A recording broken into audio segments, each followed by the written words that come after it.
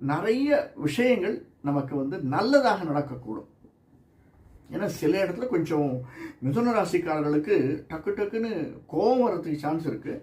அது சந்திரனுடைய வீடு.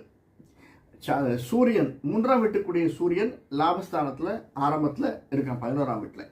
இப்படிப்பட்ட சூழ்நிலையில் நமக்கு நினைத்ததெல்லாம் தரக்கூடியதாக 10ஆம் வீட்டுக்கு அதிபதி குருவாக இருந்தாலும், குரு பயிற்சிக்கு அப்புறமா முதல் ஒரு மாதம் நமக்கு கொஞ்சம் டல்லாக இருந்தாலுமே சனி ராகு பயிற்சி கன்சிடர் பண்ணுற குரு பயிற்சிக்கு அப்புறமா நமக்கு சனி தான் யோகத்தை தரக்கூடியவன், லாபத்தை தரக்கூடியவன். பிஸ்னஸ் அப்படின்னா நமக்கு உடனே ஞாபகத்துக்கு வர்றது சனி, சந்திரன், புதன் எல்லாமே சொல்லலாம். சுக்கிரன், வருமானம் சுக்கிரன், குரு வழிபடித்து தருவன், புத்தியை யூஸ் பண்ணுறதுக்காக புதன், இப்படியெல்லாம் சொல்லிட்டே போனாலும் சனி தான் மெயின். அந்த சனி 10ஆம் வீட்டில் இருக்கிறது அப்படிங்கிறது ஒரு பெரிய, அதுவும் குருனுடைய வீடு. அதனால தான் மிதுன